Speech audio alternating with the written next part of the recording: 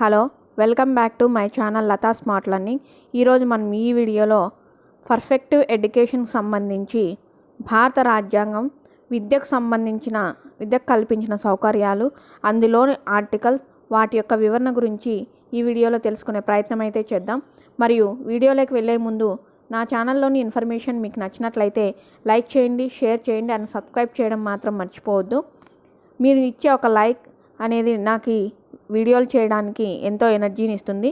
కాబట్టి మీకు ఈ వీడియో నచ్చినట్లయితే లైక్ చేయడం మాత్రం మర్చిపోవద్దు. అలాగే ఇన్ఫర్మేషన్ నచ్చినట్లయితే సబ్స్క్రైబ్ చేయండి. మరి వీడియోలోకి వెళ్ళిపోదామా?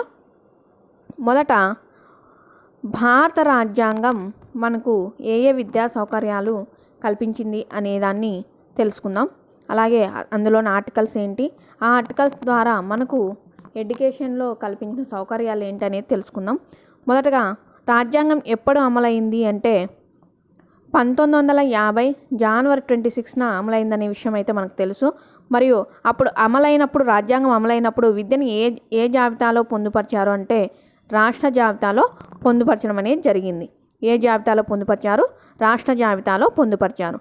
రాష్ట్ర జాబితాలో రాజ్యాంగంలో 4వ భాగంలో ఏమున్నాయంటే ఆదేశిక సూత్రాలు. ఆ ఆదేశిక సూత్రాల్లోని 45వ ఆర్టికల్స్లో మనకి ఈ విద్యను అనేది పొందుపరచడం జరిగింది. మరియు ఈ 45వ ఆర్టికల్ ఏం చెప్తుంది అంటే 6 నుండి 14 సంవత్సరాలలోపు బాలబాలికలకు ఉచిత నిర్బంధ ప్రాథమిక విద్యను అందించాలి అనే విషయాన్ని ఈ 45వ ఆర్టికల్ చెప్తుంది. అంటే రాజ్యాంగంలో రాష్ట్ర జాబితాలో ఉన్న 45వ ఆర్టికల్ మనకి ఏం చెప్తుంది అంటే 6 నుంచి 14 సంవత్సరాలలోపు బాలబాలికలకు ప్రాథమిక విద్యను అందించాలనే విషయాన్ని అయితే చెప్తుంది. తర్వాత ఇందిరాగాంధీ ప్రభుత్వం వచ్చిన తర్వాత 1976 42వ రాజ్యాంగ సవరణ. ఈ 1976 42వ రాజ్యాంగ సవరణని ఏమంటాము అంటే మినీ రాజ్యాంగం అని కూడా అంటారు. ఈ మినీ రాజ్యాంగం ద్వారా విద్యను ఇందిరాగాంధీ ప్రభుత్వం ఎక్కడ చేర్చిందంటే ఉమ్మడి జాబితాలో చేర్చింది. ఏ ప్రభుత్వం? ఇందిరాగాంధీ ప్రభుత్వం. ఎన్నవ రాజ్యాంగ సవరణ ద్వారా? 42వ రాజ్యాంగ సవరణ ద్వారా. ఏ సంవత్సరం? 1976 సంవత్సరం. ఇలా ఉమ్మడి జాబితాలో పొందుపరిచిన తర్వాత కొన్ని ఆర్టికల్స్ అయితే మనకు విద్యకు సంబంధించిన ఉన్నాయి. ఆ ఆర్టికల్స్ మనకి ఏ సౌకర్యాలు కల్పించాయనే విషయాన్ని అయితే తెలుసుకుందాం. మరి ఏ ఆర్టికల్స్ ఉన్నాయి విద్యకు సంబంధించి అంటే ఆర్టికల్ 15 సబ్ ఆర్టికల్ 4, 17వ ఆర్టికల్, 21A ఆర్టికల్, 23వ ఆర్టికల్, 24వ ఆర్టికల్, 28వ article, 29(1)A article, 29(1), 29(2) article, 30 sub article 1, 30 sub article 2, 45వ ఆర్టికల్, 46వ article, 51A article, 350A article, 351 article. ఈ ఆర్టికల్స్ అన్నీ కూడా విద్యకు అనేక సౌకర్యాలు కల్పించారని. ఈ ఆర్టికల్స్ అన్ని ద్వారా మనకు అనేక సౌకర్యాలు విద్యలో కల్పించడం జరిగింది. మరి ఒక్కొక్క ఆర్టికల్స్ గురించి తెలుసుకునే ప్రయత్నం అయితే చేద్దాం. 15వ ఆర్టికల్ మనకి ఏం చెప్తుందంటే కుల, మత, ప్రాంత, జాతి, లింగ భేదాలు నిషేధం. అంటే విద్యకు సంబంధించి విద్యలో కులము, మతము, ప్రాంతము, జాతి, లింగ వంటి భేదాలు చూడకూడదు అనేది 15వ ఆర్టికల్ చెప్తుందన్నమాట. 15 సబ్ ఆర్టికల్ 4 ఆర్టికల్ ఏం చెప్తుందంటే ఆర్థికంగా కానీ సామాజికంగా కానీ వెనుకబడిన తరగతులకు రిజర్వేషన్ కల్పించాలి. అంటే విద్యలో కానీ ఉద్యోగాల్లో కానీ రిజర్వేషన్ కల్పించవచ్చు అనేది ఏ ఆర్టికల్ చెప్తుంది అంటే 15(4) ఆర్టికల్ చెప్తుంది. సో మనకు వచ్చే రిజర్వేషన్స్ అన్నీ విద్యలో కావచ్చు, ఉద్యోగాల్లో కావచ్చు, ఏ ఆర్టికల్ ద్వారా మనకి రిజర్వేషన్ అయితే కల్పిస్తున్నారు అంటే 15(4) ఆర్టికల్ ద్వారా మనకు రిజర్వేషన్ అనేది కల్పించడం జరుగుతుంది. తర్వాత 17వ ఆర్టికల్ ఏం చెప్తుందంటే అంటరానితనం నిషేధం అనే విషయాన్ని చెప్తుంది. ఇది వెరీ వెరీ ఇంపార్టెంట్ అని చాలా ఎగ్జామ్స్లో మనకు అడగడం జరిగింది. సో 17వ ఆర్టికల్ ఏం చెప్తుంది అంటే అంటరానితనం, నేరం నిషేధం అనే విషయాన్ని 17వ ఆర్టికల్ అనేది మనకు చెప్పడం జరుగుతుంది. తర్వాత మనకి 21A ఆర్టికల్ ఏం చెప్తుంది అంటే విద్యా హక్కు గురించి పేర్కొంటుంది. ఏ హక్కు గురించి?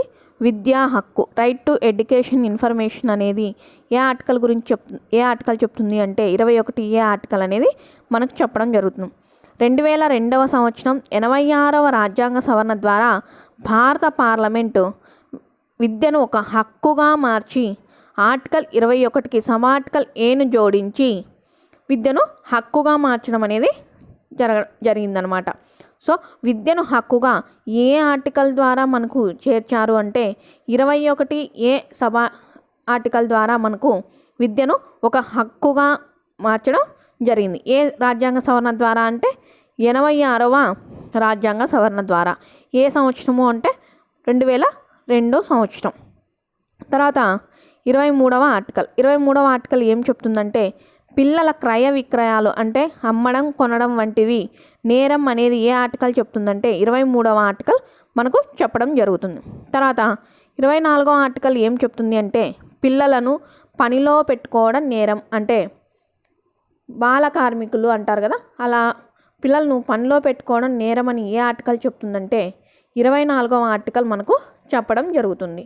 సో పిల్లల క్రయ విక్రయాలు నేరం అనేది 23వ ఆర్టికల్ చెప్తే 24వ ఆర్టికల్ ఏం చెప్తుందంటే పిల్లలను పనిలో పెట్టుకోవడం నేరం అనే విషయం గురించి చెప్తుంది. అలాగే 28వ ఆర్టికల్ ఏం చెప్తుంది అంటే విద్యాలయాల్లో మత బోధన నేరం. విద్యాలయాల్లో మతాన్ని ప్రోత్సహించే విధంగా విషయాలు చెప్పడం అనేది నేరం అని ఏ ఆర్టికల్ చెప్తుందంటే 28వ ఆర్టికల్ చెప్పడం జరుగుతుంది. తర్వాత 29 సబార్టికల్ 1 ఏం చెప్తుంది అంటే మనకు అల్పసంఖ్యాకులు అంటే ఎవరండి? సిక్కులు, జైనులు, బౌద్ధులు, పారసీకులను ఏమంటామంటే మనం అల్పసంఖ్యాకులు అంటాం. అల్పసంఖ్యాకులను ఎవరంటాం? సిక్కులు, జైనులు, బౌద్ధులు, పారసీకులు, క్రైస్తవులు. వారి యొక్క భాష, లిపి, సంస్కృతిని కాపాడుకోవచ్చని 29 సబార్టికల్ 1 అనేది చెప్తుంది. అల్పసంఖ్యాక వర్గాలు అయిన సిక్కులు, జైనులు, బౌద్ధులు, పారసీకులు, క్రైస్తవుల యొక్క వారి లిపి, భాష, సంస్కృతిని కాపాడుకోవచ్చు అనేది ఏ ఆర్టికల్ చెప్తుందంటే 29వ ఆర్టికల్ చెప్తుంది. అలాగే 29వ ఆర్టికల్ ఏం చెప్తుంది అంటే విద్యాలయాల్లో వారి భాష, లిపి, సంస్కృతి పట్ల వివక్ష చూపరాదు అనేది చెప్తుంది అనమాట. ఏం చెప్తుంది? విద్యాలయాల్లో వారి భాష అంటే అల్పసంఖ్యాక వర్గాలకు సంబంధించిన వారి భాష, లిపి, సంస్కృతి పట్ల వివక్ష చూపరాదు అనేది 29వ ఆర్టికల్ అనేది చెప్పడం జరుగుతుంది. 29(1) ఏం చెప్తుంది?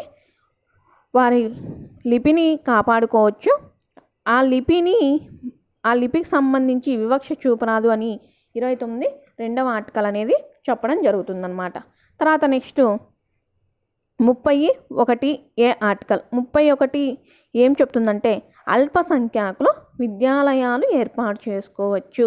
అల్పసంఖ్యాకులు అంటే ఎవరు? జైనులు, బౌద్ధులు, క్రైస్తవులు, పారసీకులు, వీళ్ళందరికీ చెప్పాం కదా. సో వీరు విద్యాలయాలు ఏర్పాటు చేసుకోవచ్చు అని చెప్పే ఆర్టికల్ ఏంటంటే 31 ఆర్టికల్. అలాగే 32 ఆర్టికల్ ఏం చెప్తుందంటే అల్పసంఖ్యాకులు ఏర్పాటు చేసుకున్న విద్యాలయాలకు ప్రభుత్వం గ్రాంట్ ఇన్ ఎయిడ్లో వివక్షత చూపరాదు. అంటే 31 ఏం చెప్తుంది? అల్పసంఖ్యాకులు విద్యాలయాలు ఏర్పాటు చేసుకోవచ్చు, ఆ ఏర్పాటు చేసుకున్న విద్యాలయాలకు ప్రభుత్వం గ్రాంట్ ఇన్ ఎయిడ్లో వివక్ష చూపరాదు అని 32 ఆర్టికల్ చెప్తుందన్నమాట. తర్వాత 45వ ఆర్టికల్. 45వ ఆర్టికల్ ఏం చెప్తుందంటే మనం చెప్పుకున్నాం కదా, మొదట రాష్ట్ర జాబితాలో ఉండేది విద్యా ఆదేశిక సూత్రాల్లో 45వ ఆర్టికల్లో చేర్చారు. ఈ 45వ ఆర్టికల్ ఏం చెప్తుందంటే 6 నుంచి 14 సంవత్సరాలలోపు బాలబాలికలకు ఉచిత నిర్బంధ విద్యను అందించాలని చెప్తుంది అని చెప్పాం కదా. సో అదే ఇదన్నమాట. 45వ ఆర్టికల్ ఏం చెప్తుంది? 6 నుంచి 14 సంవత్సరాల్లో పిల్లలకు ఉచిత నిర్బంధ ప్రాథమిక విద్యను అందించాలని చెప్తుంది. అలాగే ఇంకోటి ఏం చెప్తుందంటే 3 నుంచి 5 సంవత్సరాలలోపు పిల్లలకు పూర్వ ప్రాథమిక విద్య అంటే అంగన్వాడీ అంటాం కదా, అలా ప్రీ ప్రైమరీ ఎడ్యుకేషన్ అందించాలని ఏ ఆర్టికల్ చెప్తుందంటే 45వ ఆర్టికల్ చెప్తుంది. 45వ ఆర్టికల్ రెండు చెప్తుంది. ఒకటి 6 నుంచి 14 సంవత్సరాల్లో పిల్లలకు ఉచిత నిర్బంధ ప్రాథమిక విద్యను అందించాలి.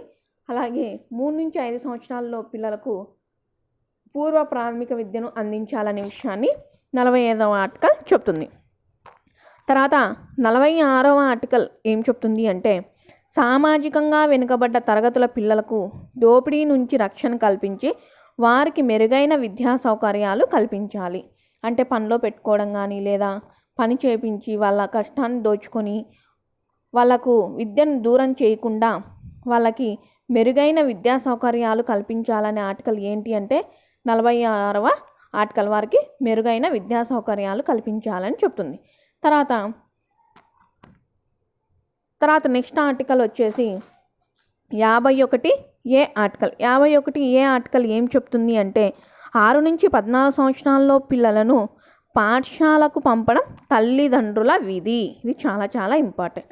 సో 6 నుంచి 14 సంవత్సరాల్లో పిల్లలను తప్పకుండా బడికి పంపాలి అని చెప్పే ఆర్టికల్ ఏది అంటే 51 సబ్ ఆర్టికల్ ఏ.